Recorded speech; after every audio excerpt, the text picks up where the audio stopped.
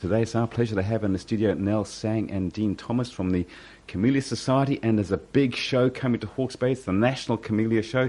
Nell, tell us about it.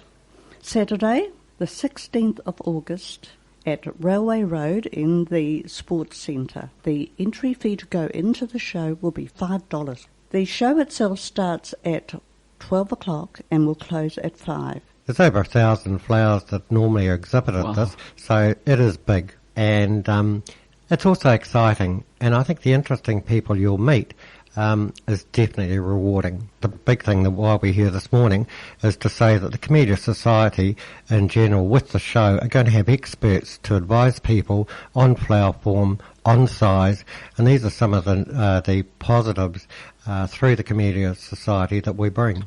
There will be plenty of flowers there, good choice, good selection, and it's worthwhile seeing. I just say to the public, it is worth it. We've got some lovely attractions outside. We have an area which we are going to create something really, really interesting for you. This will start at 10 o'clock in the morning on the 16th of August. It's a group from the Hawke's Bay Wood Turners Guild. They're going to set up their equipment there, and they're going to be demonstrating how they make all these beautiful, beautiful wooden things that will be on display and will be on there for sale. There's a lady who's going to have some beautiful garden ornaments. Well, they are ornaments in the sense that she's got an obelisk, steel stakes, panels.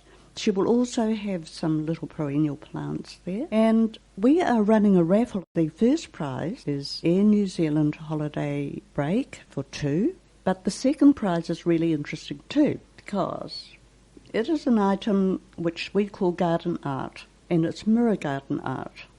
And the lady who's actually making these will be there, and she will have some of her garden art there on display. They're a big, like a big picture, and you can put them out in the garden. And the background is done with cut glass, and then she has a beautiful motif on the centre, or wherever she decides to place it, to make it look really nice. So you've got to come and have a look at that, and you've got to come and buy some raffle tickets.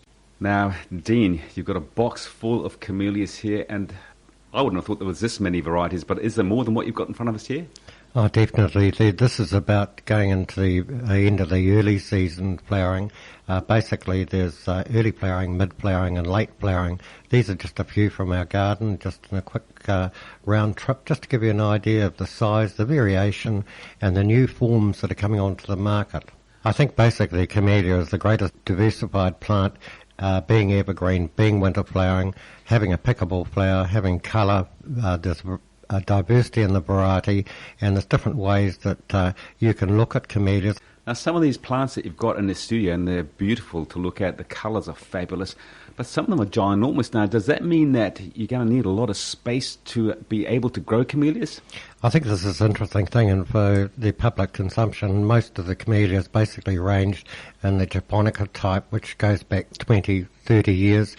With the new hybrids, they range in form, difference in size, and also in flowering pattern. We go from bell type, small species type, which are the most interesting, and these are the ones that are the love of the garden, rather than the big flamboyant variety, both in colour and in form.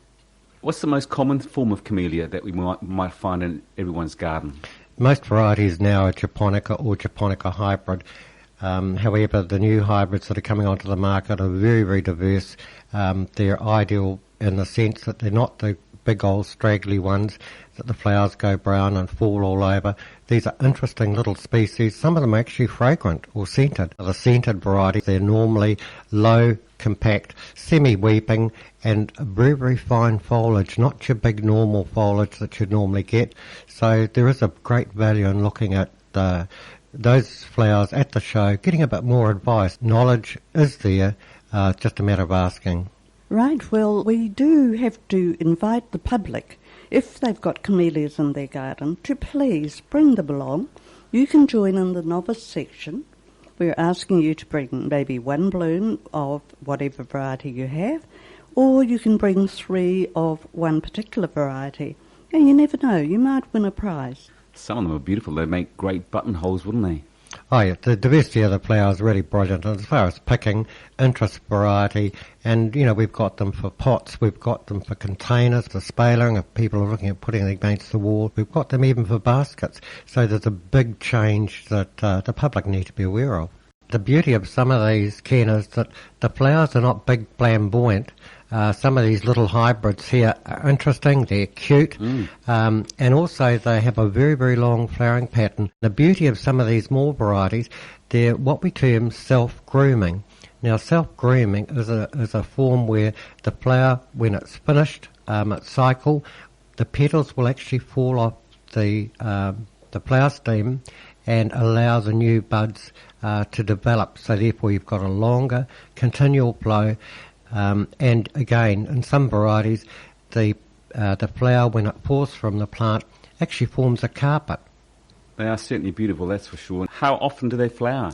Basically, it's starting off in autumn, going right through to early summer. Some of the varieties we have flowering in our garden in February, but these are the species types. They're possibly not as interesting as the flamboyant ones, but they do add interest. But the big thing is that they're producing nectar and pollen in the greatest period of the year when we need the birds, bees, and all the insects for that reason. So, yes, important. We will have a very, very special lady there. Her name is Dr. Linda Newstrom-Lloyd. She is actually attached to Land Care Research. Linda's actual project is Trees for Bees. And as you all probably know, there's a bit of a concern about the bees, about the fact that they've been attacked by a virus, and that's been having an effect on the population of the bees. Apart from that too, Linda's job as a pollination biologist, she's been studying which will be the most effective plants to grow that are going to help the bee population, to grow the bee population, but also to grow healthy bees, and that's very important.